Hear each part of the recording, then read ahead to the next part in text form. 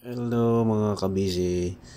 Ang pinuntahan namin kahapon, December 25, ay dito sa Cloud 9 Antipolo. Ito muna ipakita ko sa inyo ang napakagandang view doon sa taas. Yan. Medyo nakakalula lang at medyo mahinang aking sikmura sa mga ganyan. Yan, kinunan ko yan. Yan, ang ganda. Talagang nakaka-relax din. Ang dami mga tao. May mga kanya-kanya rin silang kuha. Yan, pwede ka dyan mag-view na at least 10 minutes dyan. Yan, flex ko lang. Yan. Medyo hindi ako masyado naglalapit dun sa edge at medyo may ng aking sikmura dyan. Yan. Ayan, may pa-selfie type pa ako na ano. Ayan. Simple-simple lang at medyo marami rin sila at nakakahiya naman. Ayan. Inikot ko lang yung aking camera para makita nyo yung ano. Yung nakikita nyo sa likod ko ay yung mga kainan.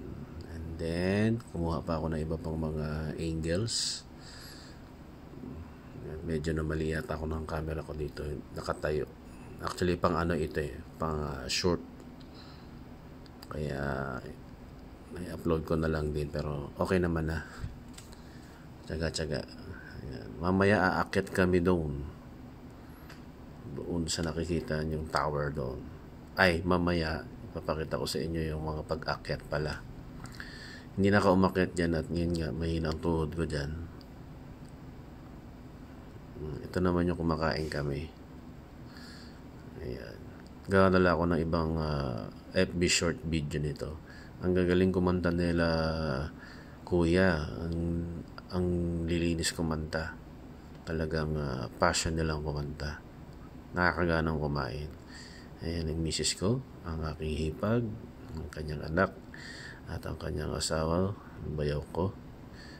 Ayan. Ang aking biyanan. Anak ko, yan, ka-block. Tapos nakakatuwa, ayun, talagang miksaya na si kuya, ayun ang aking mga pamangkin sa asawa. Ayan. And then ayan, tuloy-tuloy lang ang kanta nila dyan. Nakakatuwa. Magaling sila. Ito naman yung part na nasa labas. May mga ano yan, mga pictures yan. Ayan, kinunan ko na lang din para mas maingganyo kayo pumunta. Ayan, may mga pictures yan kung kailan nagsimula si Antipolo. Ayan, hindi ko na masyadong mabasa. Kung alam nyo yung history ni Antipolo, share nyo na lang sa comment. Yung mga taga-Antipolo dyan. Yan. Maraming mga mga pictures na mga old na. Yan. Balik ulit tayo sa view deck. Yan, ang ganda. Para silang mga jewelry sa gabi. Yung mga ilaw na mula dun sa baba o sa Maynila. Nakakatuwa. Kumuputi-kutitap, kumuputi-kutitap. Ayan, tapang-tapangan ako. Ayan. Oops. Ayan, tinignan ko yung baba. Maraming pumunta ng mga mostly mga family, no? Family time talaga.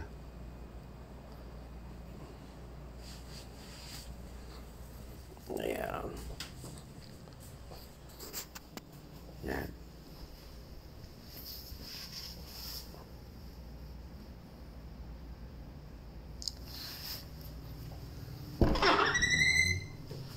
Mayroon pang mga Gaganda ng mga nandun sa baba. Mga establishment na punong-puno ng mga ilaw. Meron ngang isang mall dun punong-puno ng ilaw. Ito naman yung mga dapat gawin ng mga magbabalak mag-cross doon sa Hanging Bridge.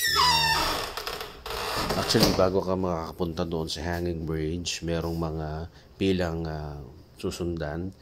And then, papasok ka dyan sa museum yan Museum yan. Ayan yung mga pamangkin namin. Ayan. Kapila na. Medyo namumutla sila. Excited na.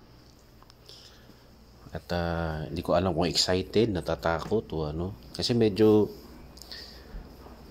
taas at magalaw yung bridge. Talagang susubukan yung ano mo, yung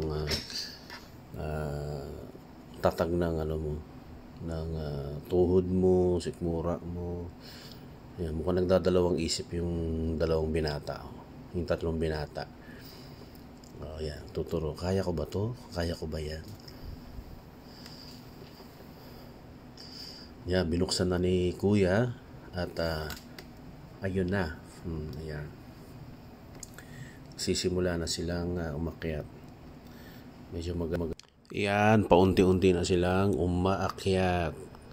Medyo hindi lang natin maaninag pero ayan, dahan-dahan ang pag-akyat nila.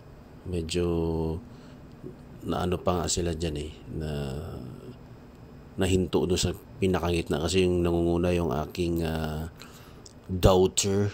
Ayan, medyo siguro nakaramdam ng sobrang kaba. Hindi na maihakbang yung paa.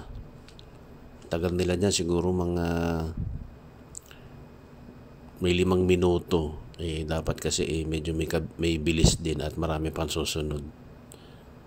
Pero kahit pa paano naman ano naman. Ako makikita nyo parang nagtatalo pa yata doon sa dulo. Malamang yan yung nanay niyan. Medyo